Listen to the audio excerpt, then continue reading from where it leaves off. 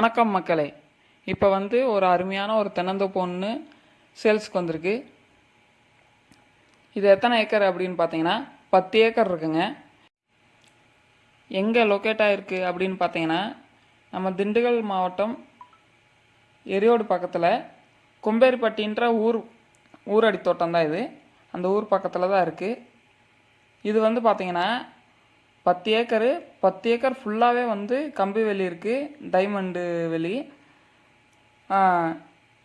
Road பேஸில் 700-750 அடி road பேஸ்லேயே இருக்குங்க.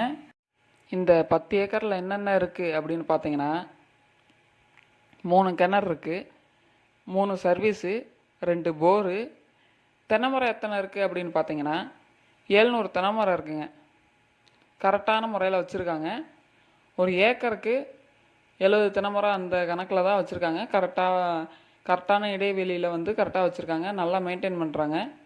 இது இல்லாமல் 150 கன்று சின்ன கன்றுங்க இருக்குது. சரிங்களா?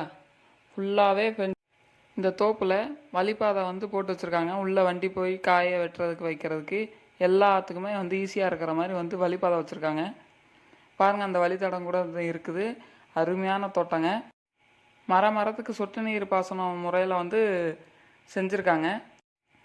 அதாவது பார்த்தீங்கன்னா இப்போ 2 போர் போட்டிருக்காங்க. அந்த போர் மூலமாக தண்ணி எடுக்கிறதே இல்லைங்க. கேணியில் இருக்கிற தண்ணியே போதுன்ற அளவுக்கு இருக்குது. லேபர்ஸ் தங்கறதுக்கு ஒரு தகர செட்டும் போட்டு வச்சுருக்காங்க. அந்த ரோடு பேஸ் பார்த்தீங்களா, 700 அடிங்க, 700-750 அடிங்க. நல்ல மண் சாயல் நல்ல அருமையான மண் சாயலுங்க.